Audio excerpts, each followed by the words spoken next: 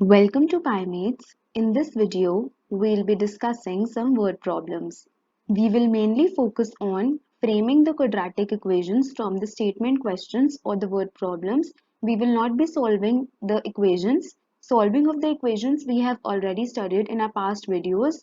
We have done all the three methods that are used in calculating the roots of the quadratic equation: the factorization or the middle term splitting method, the completing the square method, and the quadratic formula.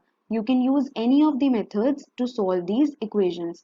In this video, we'll just frame the equations. So focus on how to form equations from the word problems. So let's begin. Let's read the question first. In a class test, the sum of Shefali's marks in mathematics and English is 30. Had she got 2 marks more in mathematics and 3 marks less in English, the product of their marks would have been 210. Find her marks in the two subjects. तो इसमें हमें दो subjects के marks की बात की है. उन्होंने बोला है मैथ्स एंड इंग्लिश दोनों के एक साथ मार्क्स 30 हैं. दैट मीन्स मैथ्स में कुछ मार्क्स होंगे, इंग्लिश में कुछ मार्क्स होंगे, दोनों का टोटल इज 30.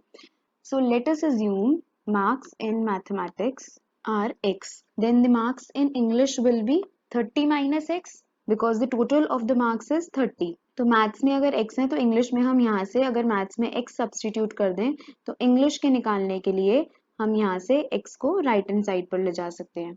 अब हमारे पास दोनों मार्क्स आ गए. Now we'll frame the equation. Let's first see what does it say. So according to the question, had she got 2 marks more in mathematics, that means marks in mathematics are x, so 2 marks more in mathematics and 3 marks less in English. तो English में marks हैं हमारे 30 minus x और इसमें से 3 less मतलब 3 minus कर देंगे.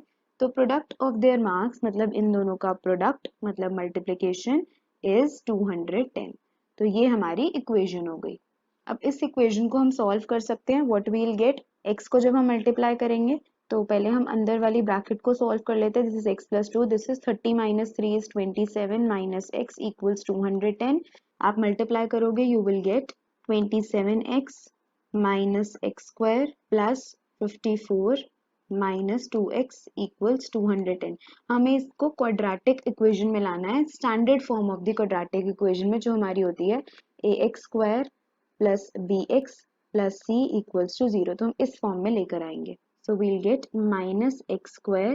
This 27x minus 2x will become 25x. 54 और 210 को जब हम लेफ्ट साइड पर लेकर आएंगे तो वो माइनस 210 हो जाएगा. And 54 minus 210 is minus 156 equal 0.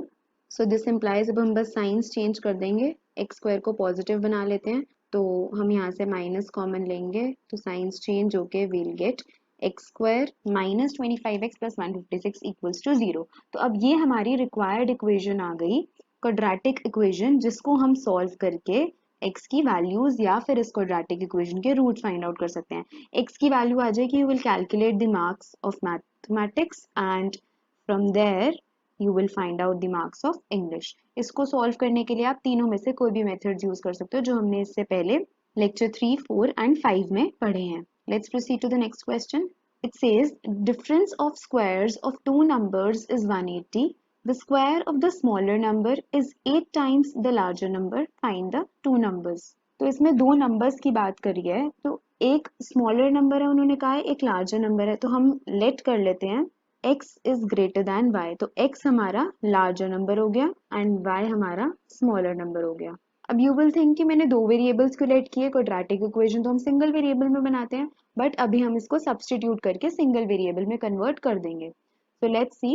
उन्होंने बोला the difference of squares of two numbers. तो दोनों नंबर्स का स्क्वायर करना है, x square and y square.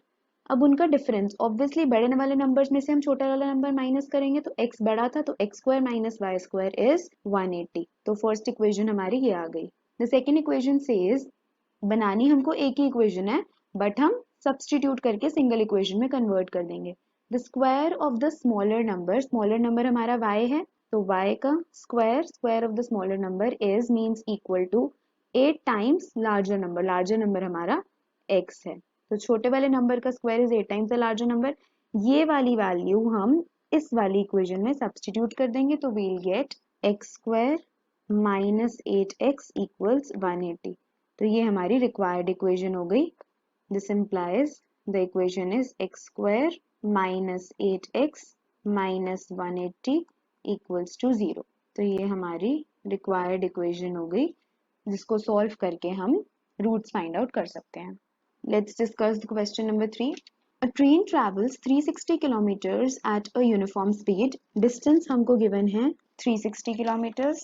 If the speed had been 5 kilometers per hour more, it would have taken 1 hour less for the same journey. Find the speed of the train. अब हमको relationship पता है speed into time equals distance. तो speed उन्होंने बोला है अगर हम let कर लें यहाँ पर let the speed be x kilometers per hour and time will be, तो time हमारा क्या हो जाता है distance upon speed, that means 360 by x हो जाएगा हमारा time. तो अब उन्होंने बोला है if the speed had been 5 kilometers per hour more, तो x हमारी speed है 5 kilometers per hour more, it would have taken 1 hour less. तो means जो हमारा original time है 360 by x उसमें से हम 1 hour reduce कर देंगे and हमारा distance है 360. अब जब आप इसको simplest form में convert कर लोगे तो you will get x square plus 5x minus 1800 equals 0. इससे आप दो रूट्स अपने फाइंड आउट कर सकते हो that is the values of x. अब यहाँ पर आपकी पॉजिटिव और नेगेटिव दो वैल्यूज आएंगी. Negative value will get rejected because speed हमारी नेगेटिव नहीं होती, हमेशा पॉजिटिव होती है, इसलिए जो पॉजिटिव वैल्यू आएगी that will be your answer. Let's read the next question. Two water taps together can fill a tank in 9 3/8 hours. The tap of larger diameter takes 10 hours less than the smaller one to fill the tank separately. Find the time in which each tap can separately fill the tank. तो हमको दो taps दिए हुए हैं, वो एक साथ जब ओपन होते हैं तो वो टैंक को दिस टाइम विच इज 75/8 इतने आवर्स में कंप्लीटली यहाँ तक फिल कर देते हैं. बट उन्होंने ये बोला है जिसमें से एक जो है वो छोटे डायमीटर का और एक जो है वो बड़े डायमीटर का. उन्होंने हमसे पूछा है कि सेपरेटली अगर हम दोनों को ओपन करेंगे तो कितना टाइम लगेगा. तो हम लेट कर लेते हैं कि स्मॉलर वाले टैप को x आवर्स लग रहे हैं एंड लार्जर वाले टैप को उन्होंने बोला जिसका लार्जर डायमीटर है वो 10 आवर्स लेस मीन्स 10 आवर्स कम ले रहा है, तो that means x minus 10 hours लग रहे हैं. अब हम इस इक्वेशन को 1 आवर में कन्वर्ट करेंगे कि सारा काम 1 आवर में कितना हो रहा है. टोटल टाइम तो हमको पता है कि इतना इतना टाइम लग रहा है, बट हम इसको 1 आवर में कन्वर्ट करके सॉल्व करेंगे. जैसे हमने चैप्टर 3 में 3.6 में हमने कुछ एक दो क्वेश्चंस किए थे जिसमें हमने 1 में पूरा 1 डे में ऐसे करके कन्वर्ट करा था एंड देन इक्वेशंस को सॉल्व करा था क्वेश्चंस को. सिमिलरली यहाँ पर भी हम वही करेंगे.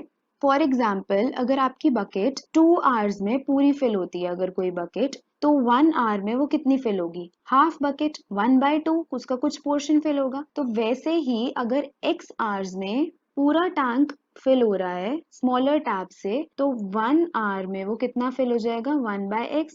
सिमिलरली लार्जर टैप से अगर x माइनस 10 आवर्स में फिल हो रहा है तो 1 आवर में कितना हो जाएगा 1/x माइनस 10. और उन्होंने हमें एक और चीज दी है कि दोनों टैप्स टुगेदर मीन्स ऐड करेंगे तो वो टाइम लेते हैं 75/8 hours.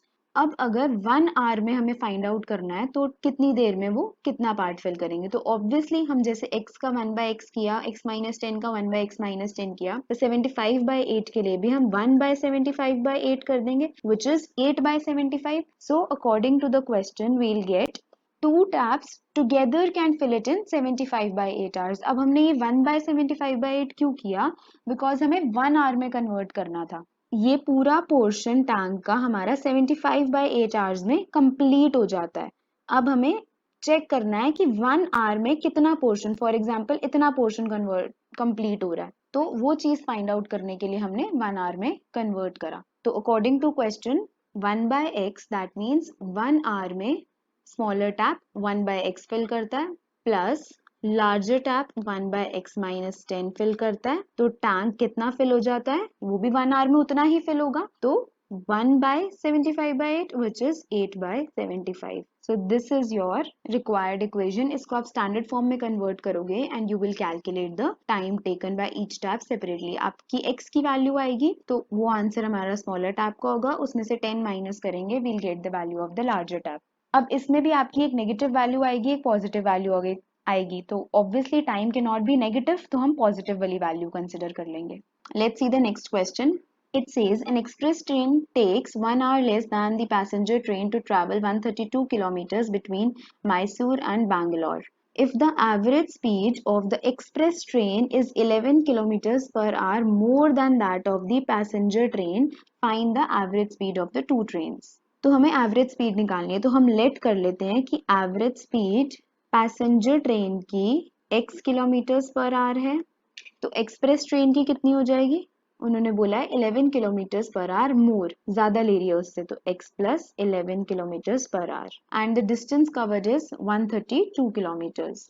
Now it says equation हमारी कैसे बनेगी, an express train takes 1 hour less than the passenger train to cover this much distance. तो उन्होंने टाइम की कंडीशन दी है, तो इक्वेशन हमको टाइम में कन्वर्ट करनी पड़ेगी. Express train takes 1 hour less, तो जो पैसेंजर ट्रेन का टाइम होगा उसमें से एक्सप्रेस ट्रेन का जो टाइम होगा उन दोनों में डिफरेंस 1 आवर का होगा. So the time taken by the passenger train minus the time taken by the express train is 1 hour, क्योंकि उन्होंने बोला है वो 1 आवर कम ले रही है. तो time taken by the passenger train will be, time का फॉर्मूला क्या होता है हमारा, distance by speed. So distance is 132, speed is x for the passenger train minus again the distance is 132 because the distance is same and express train की speed है x plus 11, so the time is 132 by x plus 11 which is equals to 1. तो ये हमारी equation आ गई. इस equation की help से आप स्टैंडर्ड फॉर्म में कन्वर्ट करोगे and you will calculate the speeds. Questions को सॉल्व करने के लिए आप तीनों में से कोई भी मेथड यूज कर सकते हो, middle term splitting method, quadratic formula और दी कंप्लीटिंग द स्क्वायर मेथड. अभी हम सिर्फ इक्वेशंस को फ्रेम करना सीख रहे हैं कि इक्वेशंस बनती कैसे हैं. Next is question number 6. Sum of the areas of two squares is 468 meter square. हमें दो स्क्वायर्स गिवन है, स्क्वायर 1 एंड स्क्वायर 2. तो उन दोनों के एरिया का sum means area of square 1 and the area of square 2 is 468 meter square, दोनों का sum. If the difference of their perimeters is 24 meters, that means P1 minus P2 is 24. Find the sides of the two squares. तो हम late कर लेते हैं, square 1 की side है S1 and square 2 की side है S2. You will not draw these figures in your exam. Obviously, you will write the complete statement. Let the side of one square be S1 meters and the side of second square be S2 meters. This M shows that the unit of the side is meters. अब उन्होंने बोला है जब भी हम difference की बात करेंगे, इस क्वेश्चन में डिफरेंस है, इससे पहले भी एक क्वेश्चन में डिफरेंस आया था, तो हमने बोला था कि एक चीज बड़ी है एक चीज छोटी है. डिफरेंस तभी पॉसिबल होता है जब एक चीज बड़ी है दूसरी छोटी है, अदरवाइज सेम होगा तो जीरो आ जाएगा. तो हम इसमें लेट कर लेते हैं कि जो स्क्वायर 1 है उसकी साइड बड़ी है एंड स्क्वायर 2 की छोटी है, तो हम ऑब्वियसली पेरीमीटर बड़े वाले का माइनस छोटे वाले का कर देंगे स्क्वायर का. Now we'll form the equations. अब आपको स्क्वायर का एरिया और पेरीमीटर का फॉर्मूला पता होना चाहिए. Area of the square is side square, side into side you can say, and perimeter of the square is 4 into side or 4s you can say. तो इन दोनों फॉर्मूलाज को use करके हम अपनी इक्वेशन फ्रेम करेंगे. अब उन्होंने बोला है दोनों के पेरीमीटर्स का difference is 24, that means 4 times s1 minus 4 times s2 is equals to 24. यहाँ से हम 4 कॉमन लेके कैंसिल आउट कर सकते हैं. Will get s1 minus s2 equals 6. Cancel out करने के बाद तो यहाँ से आप लिख सकते हो s1 is equals to 6 plus s2.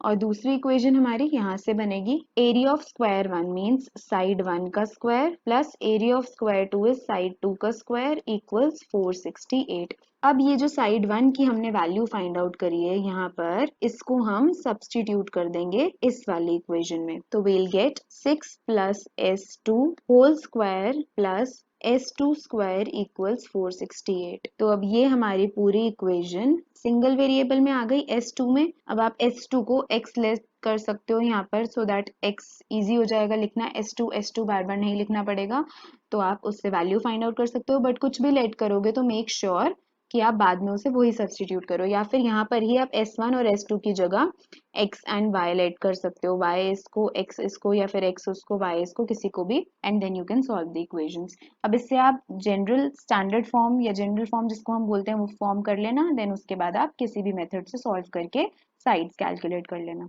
Now there are some practice questions that you have to solve on your own.